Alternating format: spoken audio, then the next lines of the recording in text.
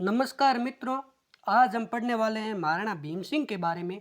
और पिछले क्लास में हमने कुछ राजाओं के बारे में जाना था जो कि मेवाड़ के अयोग्य शासक थे। आज हम भीम सिंह के बारे में जानने वाले हैं कि इन्होंने क्या किया क्या नहीं किया। इससे पहले कि हम वीडियो शुरू करें, जो चैनल पे नए हैं चैनल को सब्सक्राइब कर दें, लाइक करें और वीडियो को फटाफट शेयर कर दें। कहने की जरूरत न रहे, वीडियो को फटाफट शेयर कर दीजिए। तो चलिए शुरू करते हैं। महाराणा अमर सिंह की मृत्यु अल्प आयु में हो गई और उसके बाद में महाराणा अमर सिंह की मृत्यु कब होती है तो 6 जनवरी 1778 की इनकी मृत्यु होती है। और 6 जनवरी 1778 के बाद 7 जनवरी 1778 को महाराणा भीम सिंह मेवाड़ के शासक बनते हैं। इनके शासनकाल में चूड़ावत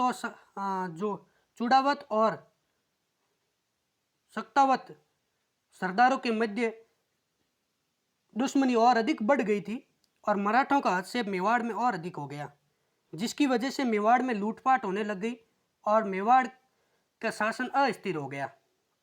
बहुत हद से ज़्यादा मेवाड़ में लूटपाट होने लगी और महाराणा का खजाना कम पड़ गया। मेवाड़ के ये हालात आ गए कि जो बच्चे कुछ जेवर थे वो भी बिक गए। मेवाड़ कर्नल जेम्स टॉड ये कहते हैं, कर्नल टॉड ये कहते हैं, कर्नल टॉड का कहना है कि मेवाड़ के जो महाराणा थे वो अपना खर्चा निकालने के लिए उधार लाते थे। और उधार किसे लाते? झाला जालिम सिंह से उधार लाते थे। झाला जालिम सिंह के बारे में थोड़ा बताऊं तो ये कोटा के फौजदार थे और यही व्यक्ति था जिसने कोटा के 2 हिस्से किए। एक कोटा रह गया और एक झालावाड़ बना। झालावाड़ का मतलब ये हुआ कि झालाओं से संरक्षित क्षेत्र, यानी वहाँ पे झाला निवास करते हैं या वहाँ के शासक झाला थे।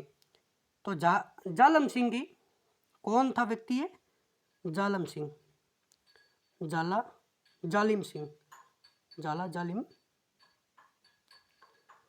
जालिम सिंह ये वो व्यक्ति था जिसने कोटा के 2 हिस्से किए। और इनके शासनकाल में आपने एक प्रचलित विवाद सुना होगा, कृष्णा कुमारी विवाद। कौन सा विवाद? कृष्णा कुमारी विवाद। ये कृष्णा कुमारी कौन थी? तो ये कृष्णा कुमारी भीम सिंह की पुत्री थी। महाराणा भीम सिंह की ये पुत्री थी और ये विवाद इनके शासनकाल में होता है। अब विवाद का कारण क्या था? ये विवाद क्यों हुआ? भीम सिंह की पुत्री थी और भीम सिंह क्या करते हैं कि अपनी पुत्री का विवाह जोधपुर नरेश भीम सिंह के साथ करते हैं। हाँ, मैं आपको बता दूं, जो ये संघर्ष था, ये संघर्ष जयपुर और जोधपुर के मध्य हुआ। इसमें अब ये भीम सिंह अपनी पुत्री का विवाह भीम सिंह का से करवाते हैं, जो कि जोधपुर के नरेश से उनसे करवाते हैं। और भीम सिंह की मृत्यु होने के बाद में ये क्या करते हैं कि यानी जोधपुर नरेश भीम सिंह की मृत्यु हो जाती है और महाराणा भीम सिंह क्या करते हैं, अपनी पुत्री का विवाह, कृष्णा कुमारी का विवाह जयपुर नरेश जगत सिंह के साथ तय कर देते हैं। अब देखिए, जगत सिंह के साथ तय कर देते हैं, जगत सिंह जो कि जयपुर के नरेश हैं, इनके साथ तय कर देते हैं। अब देखिए कि मारवाड़ के जो शासक हैं, जोधपुर के नरेश हैं, वो मान सिंह अपना अपमान समझते हैं। क्यों समझते हैं? क्योंकि ये अपमान अब उनके जो राज्य में आने वाली बहू थी वो किसी और राज्य में जाएगी, उनके राज्य का अपमान है। वो मान सिंह अपना अपमान मानते हैं और भीम सिंह से कहते हैं कि आप अपनी पुत्री का विवाह मेरे से करवा दीजिए, मान सिंह से करवा दीजिए। लेकिन महाराणा भीम सिंह नहीं मानते हैं। तो इसके फलस्वरूप क्या होता है, जयपुर के शासक जगत सिंह और इनके साथ अमीर खां पिंडारी की सहायता से ये क्या करते हैं, अमीर खां पिंडारी की सहायता लेते हैं और मार्च 1807 को गिंगोली नामक स्थान पे जोधपुर की सेना को हरा देते हैं। जयपुर के जगत सिंह और अमीर खां पिंडारी ये मिलकर जोधपुर की सेना के साथ युद्ध होते हैं और जिस स्थान पे होता है उसका नाम गिंगोली है। उस स्थान पे जोधपुर की सेना हार जाती है और उसके बाद में अमीर खां पिंडारी और जयपुर की सेना ये मारवाड़ पे आक्रमण कर देती है, जोधपुर पर आक्रमण कर देती है। अब क्या होता है, अब ये विवाद इतना बढ़ गया कि राजाएं आपस में मारने मरने पे उतारू हो गए इसलिए अंततः क्या करते हैं, अंत में ये होता है कि जो अमीर खां पिंडारी हैं और उनके साथ अजीत सिंह चूड़ावत जाके महाराणा को सलाह देते हैं, महाराणा भीम सिंह को सलाह देते हैं कि आप अपनी पुत्री की हत्या कर दीजिए। और इनकी सलाह पर भीम सिंह 21 जुलाई सुनिएगा, 21 जुलाई 1810 को कृष्णा कुमारी को जहर दे के मार देते हैं। अब देखिए किनका युद्ध वार और मृत्यु कौन प्राप्त करता है। कृष्णा कुमारी की बेवजह मृत्यु हो जाती है, इसमें कृष्णा कुमारी की क्या गलती है। लेकिन यह विवाद कृष्णा कुमारी के लिए था, इसलिए कृष्णा कुमारी की हत्या कर दी जाती है। और हत्या कौन करते हैं, भीम सिंह के आदेश पर ही होती है। महाराणा भीम सिंह यानी ये पिता पुत्री की हत्या कर देते हैं। अब क्या होता है कि 1818 में Bhim Singh, Maharana Bhim Singh east India company के साथ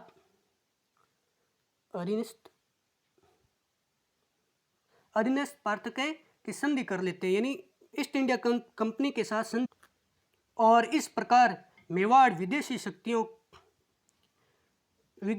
शक्तियों के हाथों में चला जाता है, विदेशी शक्तियों का दासता का शिकार हो जाता है। अब अंग्रेजों की संधि के बाद क्या होता है कि मराठों और पिंडारियों की लूट कम हो जाती है। मेवाड़ में मराठों और पिंडारों की लूट कम होती है, जिससे क्या होता है कि जनता को सुख शांति से जीवन व्यतीत करने का अवसर मिल जाता है। और इस संधि के बाद 1818 में, यह संधि 1818 में होती है, और इस संधि के बाद फरवरी 1818 में colonel James Tod political agent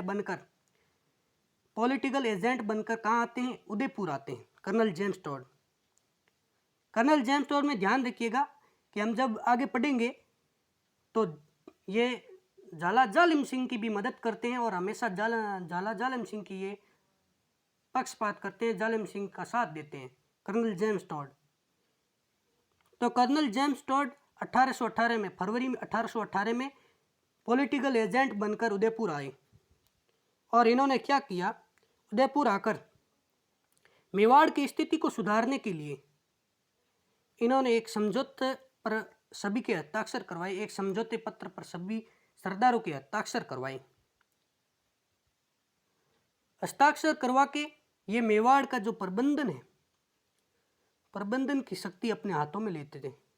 प्रबंधन की शक्ति या शासन प्रबंधन की शक्ति अपने हाथों में ले लेते हैं। कौन, कर्नल जेम्स टॉड।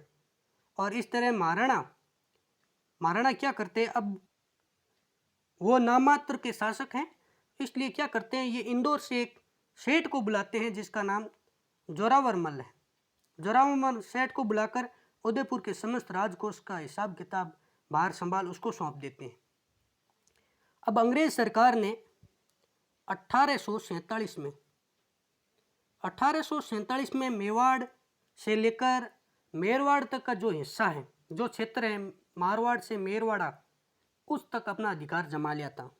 अब देखिए मुगल शक्ति यहाँ पे कम हो चुकी है, मराठा शक्ति बीच में उठी थी, मराठा शक्ति भी अब दब चुकी है। अब अंग्रेजों का प्रभुत्व बढ़ता जा रहा है। हालांकि इस समय अभी तक भारत में पूरी तरह अंग्रेजों का शासन नहीं हुआ था, लेकिन अब अंग्रेजों का शासन बढ़ता जा रहा है, प्रभुत्व बढ़ता जा रहा है। और ऐसा एक समय आएगा जब मराठे भी दब जाएंगे और अंग्रेजों का शासन पूरे भारत पे हो जाएगा। अब इसके बाद क्या होता है कि महाराणा भीम सिंह का 30 मार्च 1828 को निधन हो जाता है। और इनके निधन के बाद इनकी जो पत्नी थी पद्मेश्वरी, देखिएगा ये पिछोला झील है, इस पिछोला झील में 2 टापू हैं, एक जग मंदिर है, एक जगत विलास महल है। और इसी पिछोला झील के किनारे पर जो ये पद्मेश्वरी है, महाराणा भीम सिंह की पत्नी, महाराणा भीम सिंह की रानी, ये इस झील के किनारे पर एक शिवालय बनाती हैं, भीम पद्मेश्वर शिवालय। आपसे एग्जाम में पूछ लिया जाए कि भीम पद्मेश्वर शिवालय कहाँ पर है, तो भीम पद्मेश्वर शिवालय पिछोला झील के तट पर है। और महाराणा भीम सिंह के शासनकाल में इन्हीं के समय में एक चारण कवि हुए, चारण कवि जिनका नाम कृष्णा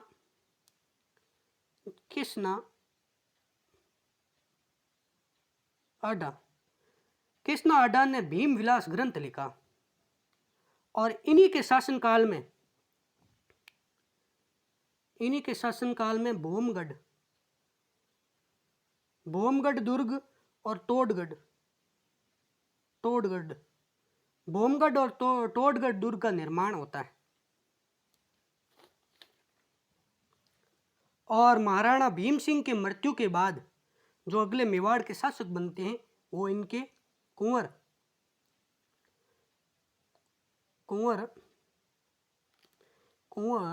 जवान सिंह बनते।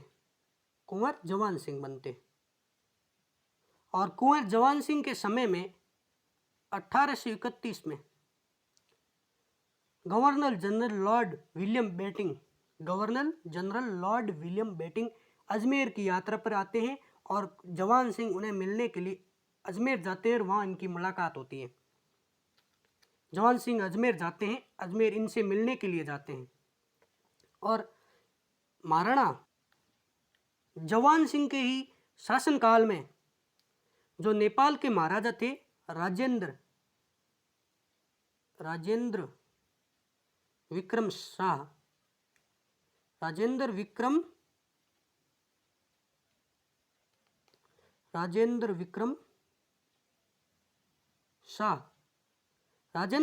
शाह अपने पूर्वजों की स्थिति या प्राचीन राजधानी के अवलोकन के लिए अपना एक प्रतिनिधि उदयपुर भेजते हैं। और इस प्रतिनिधि को भेजने के कारण मेवाड़ और नेपाल के संबंध अच्छे हो जाते हैं, फिर से पुनः संबंध बनते हैं मेवाड़ और नेपाल के मध्य। अब देखिएगा, महाराणा जवान सिंह मैंने आपको बताया था ये पिछोला झील है। और पिछोला झील के तट पर ये एक जल निवास महल बनवाते हैं। अब देखिए पिछोला झील के तट पर कौन कौन से महल हो गए। एक तो जग मंदिर हो गया जो कि केवल कला का मंदिर है, जहाँ पर किसी की मूर्ति नहीं है और ना ही किसी देवी देवता की पूजा होती है। जग मंदिर। अब यहाँ पे एक और है जगत विलास महल है और एक भीम पद्मेश्वरी शिवालय है और एक जल निवास महल हो गया जो कि कौन बनाते हैं? जवान सिंह बनाते हैं, महाराणा जवान सिंह बनाते हैं। अब देखिएगा कि 30 अगस्त 1838 में महाराणा जवान सिंह की मृत्यु हो जाती है। अब महाराणा जवान सिंह की जब मृत्यु होती है तो इनके कोई पुत्र नहीं था, ये निसंतान थे और कई दिन मेवाड़ का शासन खाली रहता है। और कई दिन मेवाड़ का सिंहासन खाली रहने के बाद बागोर के शासक शिवदान सिंह के पुत्र, बागोर के शासक शिवदान जी के पुत्र सरदार सिंह मेवाड़ के शासक बनते हैं। इनको शासक बनाया जाता है, मेवाड़ का महाराणा बनाया जाता है। और इन्हीं के समय में महाराणा सरदार सिंह के समय में 1841 में एक संगठन का नाम आपने सुना होगा जिसका नाम है खेरवाड़ा में एक संगठन होता है खेरवाड़ा में। और वो संगठन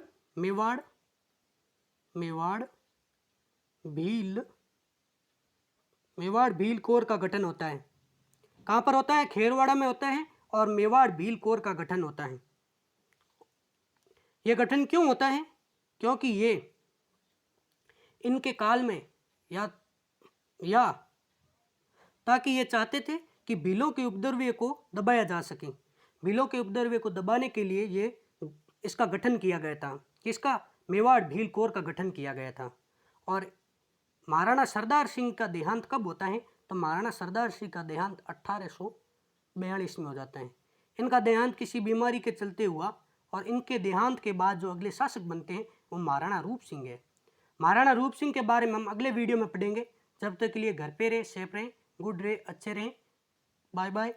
और चैनल को सब्सक्राइब करें, लाइक करें और वीडियो को फटाफट अपने दोस्तों के पास शेयर कर दें।